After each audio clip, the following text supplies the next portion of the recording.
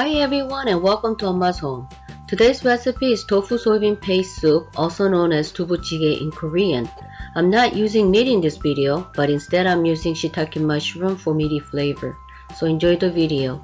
I've listed the ingredients in front and end of this video, so get everything ready, but first see what you have in your refrigerator and use the vegetables that's about to expire. You save money that way. I'm using dry shiitake mushroom and I already have a video on shiitake mushroom side dish. I'm using the same side dish for this video, but if you don't have it, just soak dry shiitake mushroom in the water for at least 30 minutes and use the stock and slice the shiitake mushroom thinly to make this recipe.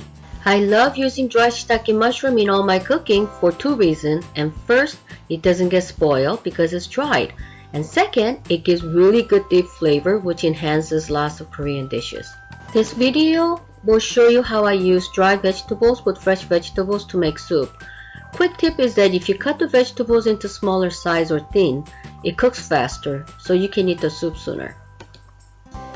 First, turn the heat on high and add 1 to 2 tablespoons of toasted sesame oil, then add sliced round onion. We're making onion flavored sesame oil. After a few minutes, add sliced radish because this takes longer to cook. After a few minutes of stirring the radish, it's time to add shiitake mushroom and stir it for a few minutes.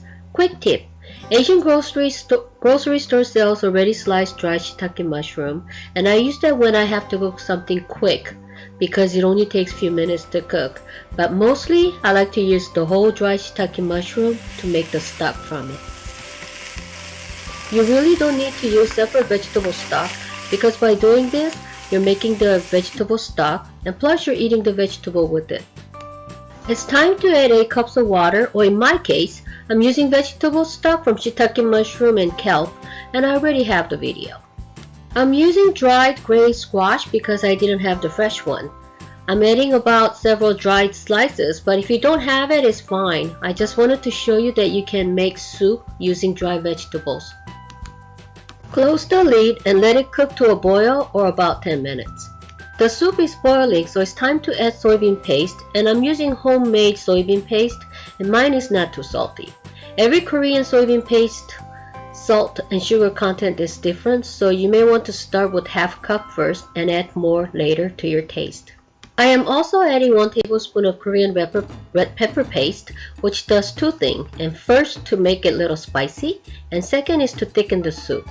If you're diabetic, it's best not to use gochujang, but you can use Korean red chili powder for substitute.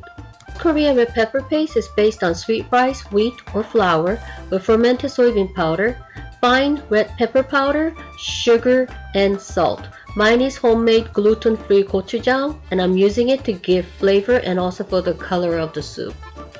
Time to add tofu, and I'm using firm tofu because it keeps the shape and it doesn't crumble as much as the softer tofu. I'm also adding 2 large pieces of fresh jalapeno pepper, and this is what makes it spicy. I'm also adding 2 tablespoons of minced garlic now. Quick tip: if you want the freshness of garlic flavor, you can add it later and you'll have stronger garlic flavor soup. But my kids want a blended flavor, so I'm adding it now. Cooked or not, garlic is good for you. Close the lid and cook it to a boil or about 5 minutes. If the soup is boiling, taste and see what's needed. If it's not salty enough, add more soybean paste. And if it's too salty, add some more liquid.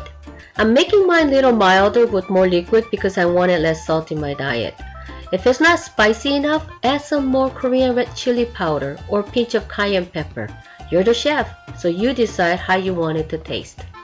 Quick tip: by adding 1 or 2 tablespoons of almond flour or cashew flour or even almond butter, your soup will taste creamier and it will give a very subtle flavor of meat stock. It's time to add green onion, and that means it's almost finished. Let it cook for a few minutes and taste the food for the last time. I've added a little more soybean paste and red pepper powder. This food lasts about a week refrigerated, so I usually make plenty to eat throughout the week. Yep, 15 minutes.